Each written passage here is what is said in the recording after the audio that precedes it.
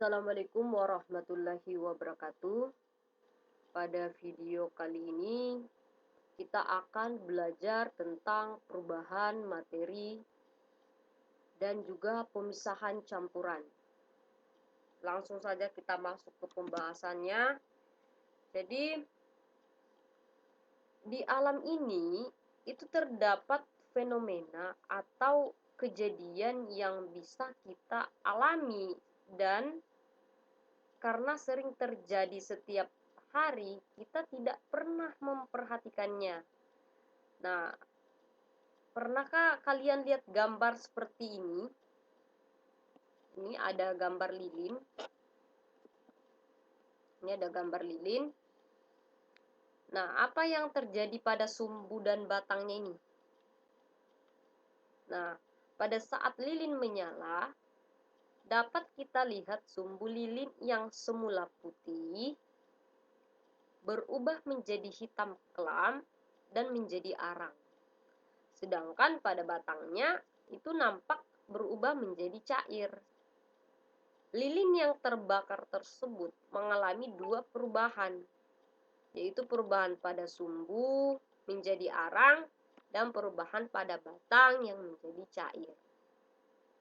Jadi ini adalah contoh dari perubahan materi, di mana perubahan materi adalah perubahan sifat suatu zat atau materi menjadi zat yang lebih baik, menjadi zat baru maupun tidak.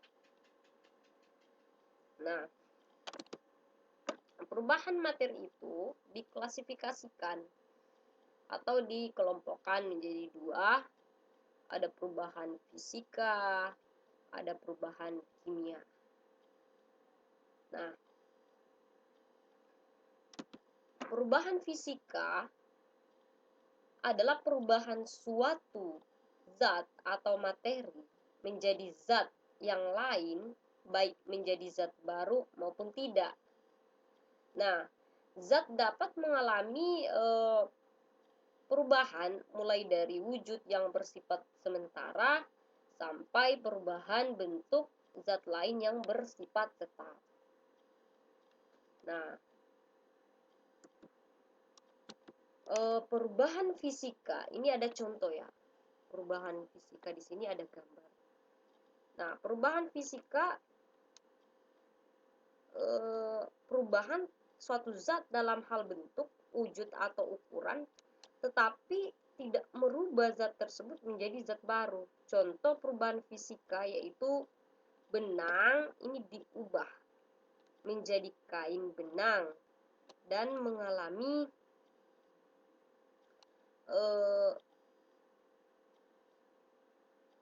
zat baru ya, menjadi zat baru.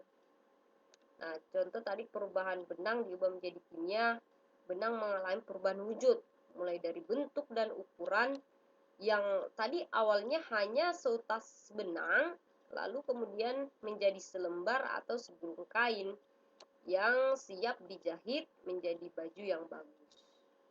Nah, ukurannya pun juga berubah ya, yang menjadi lebar setelah benang dirajut dan benang yang lainnya hingga menjadi kain yang siap untuk dijadikan kain ya. Nah, perubahan wujud zat sendiri itu digolongkan menjadi 6 perubahan, 6 peristiwa ya. Yang pertama itu ada mengembun, ada menguap, ada mencair, ada membeku, ada menyubling, dan ada mengkristal. Yang pertama ada membeku. Ini membeku. Nah, membeku itu adalah peristiwa perubahan wujud dari cair menjadi padat. Nah, dalam peristiwa ini zat melepaskan energi panas. Nah, contoh peristiwa mencair yaitu adalah air yang dimasukkan ke dalam freezer akan menjadi batu. Nah, lilin cair yang didinginkan kembali juga akan menjadi padat. Seperti itu. Lalu selanjutnya adalah mencair. Nah, ini ada mencair. Mencair ini kebalikan dari membeku. Tadi kalau membeku kan dari cair ke padat. Nah, kalau mencair berarti dari padat ke cair. Peristiwa perubahan wujud zat dari padat menjadi cair. Nah, dalam peristiwa ini, zat itu memerlukan energi panas. Contohnya adalah peristiwa es batu tadi. Es batu dikeluarkan dari freezer, lama-kelamaan terjadi perubahan suhu, suhu menjadi dingin, akibatnya lama-kelamaan wujudnya berubah, yang tadinya dalam bentuk padat, kemudian menjadi cair. Nah, selanjutnya ada menguap. Ini ada menguap. Nah, kalau menguap ini peristiwa perubahan wujud ya, dari cair menjadi gas. Nah, dalam peristiwa ini juga memerlukan energi panas. Nah, contoh misalkan kalau kita memasak air ya, merebus air.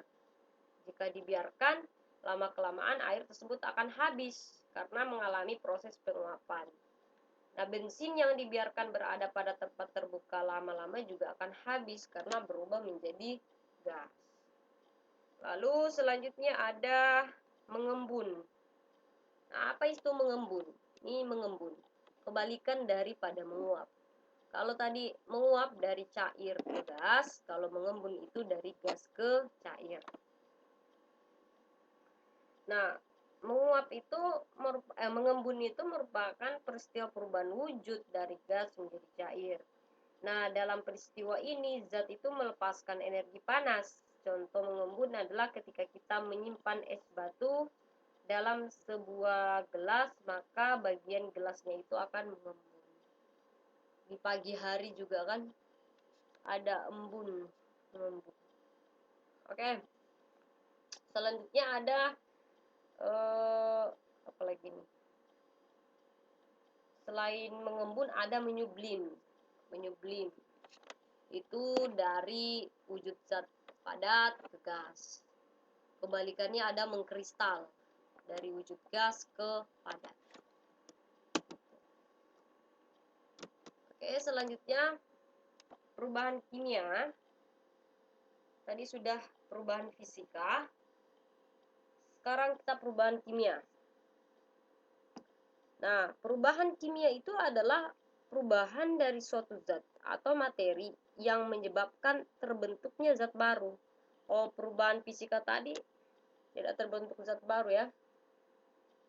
Contohnya bensin biodiesel sebagai bahan bakar.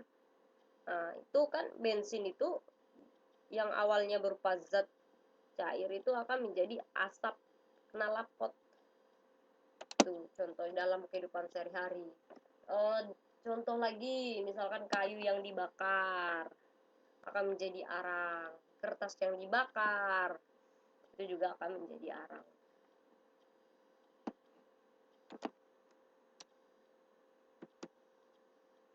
Nah, selanjutnya kita akan belajar tentang bagaimana memisahkan campuran. Nah, karena kan di campuran tadi itu terdiri dari beberapa zat atau dari beberapa unsur, gabungan dari beberapa unsur. Nah, di situ kita ingin memisahkan unsur-unsur tersebut sehingga membentuk unsur tunggal. Ya, jadi campuran itu gabungan dari beberapa zat, gabungan dari senyawa. Tadi contohnya campuran zat itu air, di air itu ada oksigen, ada mineral. Nah, di udara ada oksigen, ada nitrogen, ada karbon dioksida, ada karbon monoksida. Nah, itu yang akan kita pisahkan. Nah, bagaimana cara memisahkannya? Itu kita akan bahas. Nah, itu menggunakan alat. Ada alat, ada peralatan yang digunakan. Nah, pengertian pemisahan campuran digunakan untuk mendapatkan dua atau lebih produk yang lebih murni dari suatu campuran senyawa kimia. Nah, jadi campuran itu kan banyak ditemukan di alam, misalnya air, tanah, udara, minyak bumi, dan batuan. Nah, sebagian zat penyusun campuran itu kan sangat berguna bagi kita. Nah, sedangkan sebagian laginya kan merugikan.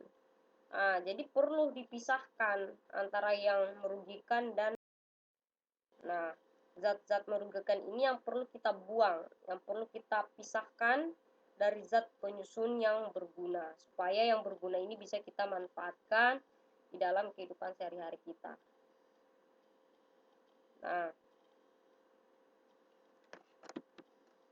Nah, metode pemisahannya itu ada namanya filtrasi atau penyaringan. Saya lupa taruh gambarnya, sebenarnya itu ada gambarnya ya. Jadi kalau filtrasi atau penyaringan itu adalah metode pemisahan yang digunakan untuk memisahkan cairan dan padatan yang tidak larut dengan menggunakan penyaring atau filter. Nah, berdasarkan perbedaan ukuran partikel, sebagai contoh ya, misalnya kalau kita ingin menyaring air yang bercampur dengan pasir. Nah, ketika disaring dengan kertas saring, pasir itu akan tertinggal di kertas saring, sedangkan airnya itu akan masuk ke dalam gelas kimia. Nah, seperti itu. Selanjutnya itu ada dekantasi. Dekantasi itu dapat digunakan sebagai salah satu alternatif selam filtrasi ya, untuk memisahkan cairan dan padatan. Nah, dekantasi ini dilakukan dengan cara menuang cairan secara perlahan-lahan ke dalam gelas kimia. Nah, metode jenis memang terbilang lebih cepat daripada filtrasi ya, namun hasilnya masih kurang efektif. Hasil akan menjadi lebih efektif itu bila ukuran zat padat jauh lebih besar, misalnya campuran air dengan kerikil. Oke. Ya, jadi dekantasi itu sebagai salah satu alternatif selain filtrasi ya, untuk memisahkan zat cair dan padatan. Nah, cair dan padatan itu bisa pakai filtrasi, bisa pakai dekantasi. Oke, ada evaporasi. Evaporasi itu jika misalkan garam dicampur dengan air, akan terbentuk larutan. Nah, larutan tersebut itu tidak dapat dipisahkan dengan metode filtrasi maupun sentrifugasi. Nah, metode yang digunakan untuk memisahkan zat padat yang terlarut dari larutan disebut evaporasi. Nah, sebagai contohnya adalah larutan garam. Larutan dipanaskan secara perlahan dengan uap air. Nah, selama pemanasan, air dibiarkan menguap perlahan-lahan hingga habis dan meninggalkan kristal garam sebagai residunya. Nah, yang terakhir itu destilasi ya, destilasi atau penyulingan. Nah, destilasi itu adalah metode pemisahan campuran zat cair dari larutannya. Nah, berdasarkan perbedaan titik didih, jika larutan dipanaskan, maka komponen titik didihnya yang lebih rendah akan menguap terlebih dahulu. Nah, dalam kehidupan sehari-hari, proses penyulingan digunakan sebagai pemisahan air tawar dan air laut. Nah, pembuatan etanol dan alkohol merupakan dan proses pemisahan minyak bumi. Lalu kadar zat dalam campuran. Ada persen massa, ada persen volume, dan ada bagi per sejuta ppj atau ppm. Nah, oke, ini materi terakhir. Jadi kadar zat-zat penyusun yang terdapat di dalam campuran itu bisa berbeda-beda. Contohnya pada campuran larutan gula. Larutan gula itu dapat dibuat dengan mencampurkan ya, misalkan 25 gram gula dengan 100 gram air. Lalu 50 gram gula dan 200 gram air ini dicampurkan. Nah, jadi kadar gula di dalam larutan itu dapat bermacam-macam sesuai dengan yang diinginkan. Nah, kadar zat dalam campuran itu dapat dinyatakan dalam persen massa, di mana persen massa ini menyatakan bagian massa komponen dalam 100 bagian massa campuran. Lalu ada persen volume. Nah, persen volume itu adalah persen volume menyatakan bagian volume komponen dalam 100 bagian volume campuran. Lalu ada bagian per sejuta, BPJ, BPJ atau ppm. Nah, ini lebih tinggi lagi, lebih besar lagi konsentrasinya. Nah, massa menyatakan bagian massa komponen dalam sejuta bagian massa campuran, dan BPJ volume menyatakan bagian volume. Oke, nanti untuk kadar zat dalam campuran itu akan dijelaskan lebih terperinci lagi di bagian bab terakhir di kelas 10. Di stokiometri itu akan dijelaskan mencari persen massa, mencari volume. Kita akan menjelaskan nanti konsentrasi, baik itu molar, ada molalitas, ada normalitas, ada part per million atau ppm, dan sebagainya. Itu akan dijelaskan di video-video berikutnya. Nah, untuk video kali ini hanya gambaran singkatnya saja, seperti itu. Oke, baiklah anak-anak, saya rasa sudah cukup sampai di sini dulu penjelasannya. Nanti kita lanjutkan di video-video berikutnya. Di video berikutnya itu kita akan belajar tentang atom, struktur atom, dan pastinya akan lebih seru lagi. Oke, baiklah, saya rasa sudah cukup. Sekian dari saya. Jangan lupa untuk di like, di komen. Yang belum subscribe silahkan di subscribe, di share, dinyalakan lonceng notifikasinya. Assalamualaikum warahmatullahi wabarakatuh.